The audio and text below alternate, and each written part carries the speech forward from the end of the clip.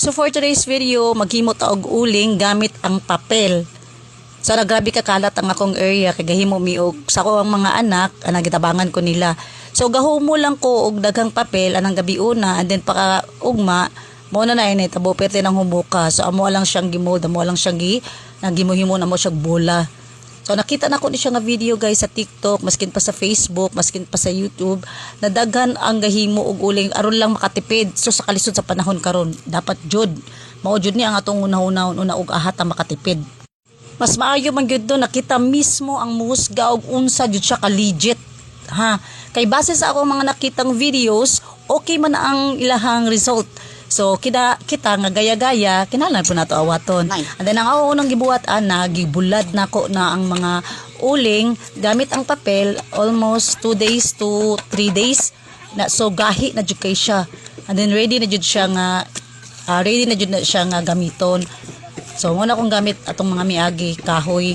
And then kanang mga ash sa kahoy ako na siyang gamiton dito sa ako ang CR panglimpyo.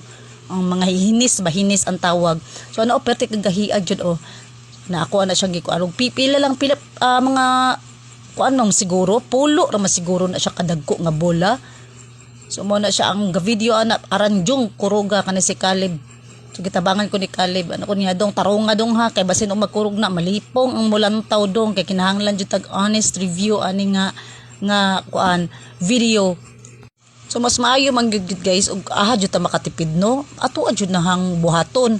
Di ba? Kay grabe jud kay kalisod sa panahon og magkuan tas magtubil ta sa gasol, perte pong mahala o magamit po tag di kuryente, arang pong mahala po sa atong baryonon. So kinahanglan ta magtipid-tipid. So kaning gamit ang mga papel, daghan man kay mga notes, mga notebook ang ako ang mga anak, then wala na pang gamita instead na ako ang ipanglabay. So mao ni ako ang i-DIY. So dili lang coconut shell, dili lang wood ang ato ang gamiton, as long na wala gagamit og gas, patawag jud na siyang uling. Uling di papel ang tawag ana.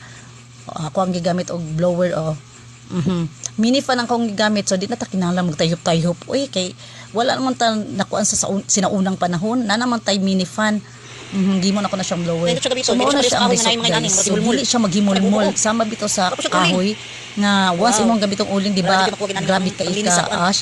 Ay grabe kay siya kakuan. Nagagimol-mol dang kay siya mga retaso-retaso nga mabilin. Hugaw kay siya talang tawon. Pero ang honest review lang jud siya ha. Kana nga uling gamit ang papel. Grabe buo-buo jud siya. And then kita man ninyo nga pipila lang ka minuto. Libukal na ako ang gilungag. Sayang. So samtang gatambay-tambay ko din ha, ako adjung nabantayan jud ako nilungag no kay para ato adjung masuti kung unsa jud siya ka-legit. Gabukal-bukal na siya sugod.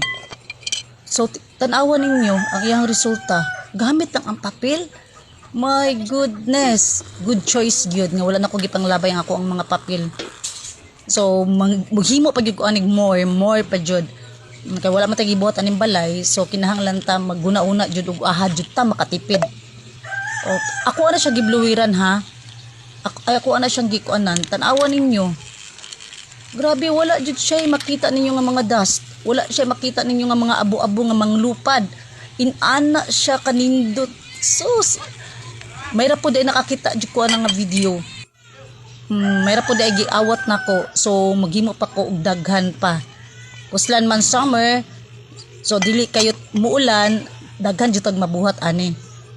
So nakaluto na ko di ba, lantaw ninyo kita man jud mo. So wala ko gi-additional anaha nga kahoy wala. And then ang ako ang mga nabilin maura jud na. So guys, awat na